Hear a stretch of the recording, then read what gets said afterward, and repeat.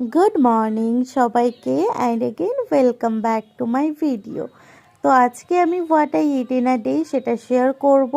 তো ফার্স্টে আমি ব্রেকফাস্টেই সোজা একদম চলে এসেছি। আমি ব্রেকফাস্টে খেয়েছিলাম সুজির পোহা, বা আমি যেটাকে ঝাল সুজি আমরা বলি সেটা। বাট ঝাল সুজিটা এখানে দেখতেই পাচ্ছ একটু দলা দলা হয়ে গেছিলো, কারণ আমি অনেক দিন পরে এটা আবার বানিয়েছিলাম। আমি না জলটা যে ছিটা ছিটা করে দিতে হয় সেটাই ভুলে গেছিলাম, তাই একবারে দিয়ে দিয়েছিলাম। দেখতে একটু ওরকম হয়েছিল, বাট খেতে কিন্তু ভালোই হয়েছিল। তারপরে দেখো আমি কিন্তু লাঞ্চে বসে গেছি। লাঞ্চ আমি 2টোর মধ্যে করে নেওয়ারই চেষ্টা করি। তো এখানে প্রথমে ছিল একটা পালং শাকের তরকারি ছিল ওই ছোট ছোট চিংড়ি মাছ দিয়ে। তো সেটা কিন্তু দারুণ টেস্টি হয়েছিল, আর আমি সেটা দিয়েই অনেকটা ভাত খেয়ে নিয়েছি।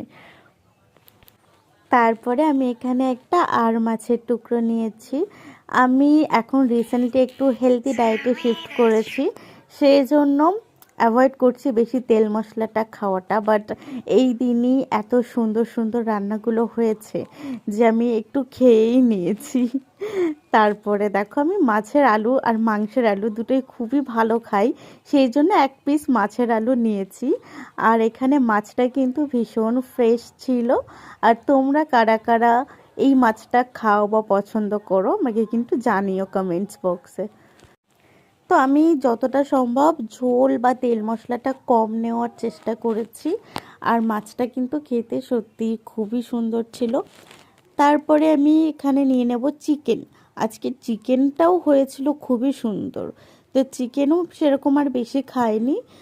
আর এখানে চিকেনেরও একটা পিস আলু নিয়েছি। ওই যে বললাম আমার আলুটা খেতে না খুব ভালো লাগে। আর একটু গন্ধরাজ লেবুতে চিকেন খেতে কিন্তু আমার দারুণ লাগে। তোমরা কারা কারা এরকমভাবে খাও আমাকে জানিও। তো যেটুকুনি ভাত ছিল তারপরে সেটা আমি চিকেন দিয়েই খেয়েছি। ভাতটা একটু মেজার করে খাওয়ার চেষ্টা করছি, কেননা আমাদের বাঙালিদের বাড়িতে তো ভাতটাই সবাই বেশি খায়, আর ওটাই প্রধান খাদ্য। সেই জন্য ভাতটা একেবারে অ্যাভয়েড করা যায় না যতই ডায়েটে থাকি না কেন। তাই অল্প করে তো ভাতটা একটু মেপে খাওয়াই ভালো। তো আমার এখানে অলমোস্ট লাঞ্চ কমপ্লিট হয়ে এসেছে, আর চিকেনটা কিন্তু সত্যিই দুর্দান্ত ছিল। আর তোমরা কারা কারা এই গন্ধরাজ লেবু দিয়ে চিকেন খেতে ভালোবাসো আমাকে জানিও। আমার তো খুবই ভালো লাগে, তোমাদেরকে তো প্রথমেই জানালাম। এখানেই খাওয়াটা অলমোস্ট কমপ্লিট করে ফেলেছি। আর এরপরে আমি 5টা কি 5:30টার দিকে একটা গ্রিন টি নেব। গ্রিন টি নেওয়ার পরেই কিন্তু আমি ডিনারটা করে